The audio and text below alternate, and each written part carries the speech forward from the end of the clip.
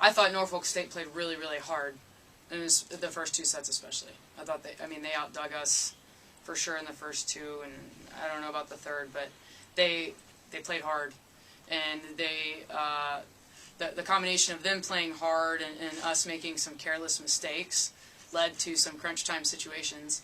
And I don't know if you could, I don't know what it looked like, but it's nice to be in those situations and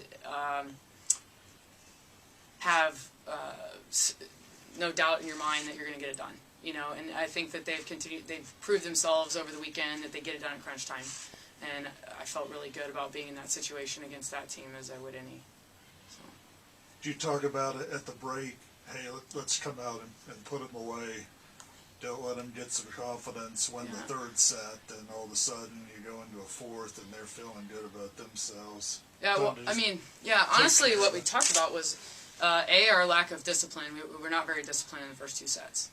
And you know, when you have any team playing hard on the other side of the net and you're not disciplined in your own system, you're going to have a problem, you know. So that was, that's what we talked about. And B, you know, I wanted them to enjoy playing with each other. It didn't look like a very enjoyable experience, you know. So, and I think they all agreed, you know, we had our focus in kind of the wrong places. And, you know, if we weren't making a great play, we're thinking about that instead of getting the next one done and just competing. And so I think in the last set, you started to see a little bit more of us and actually competing. You know. Is that one of the big differences between this year and last year? Being able, having the confidence to know that you can put people away.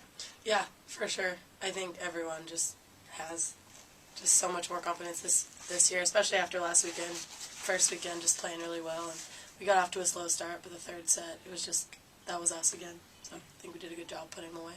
Yeah. What about you, Nikki?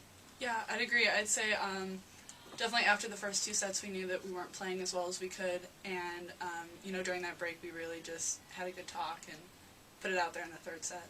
So I know you work on your serving every day in practice. If I read the stats right, I don't think you'd had an ace this year yet, and never had more than one, and I think you had 5 today total. Is that a part of your game that you really focused on?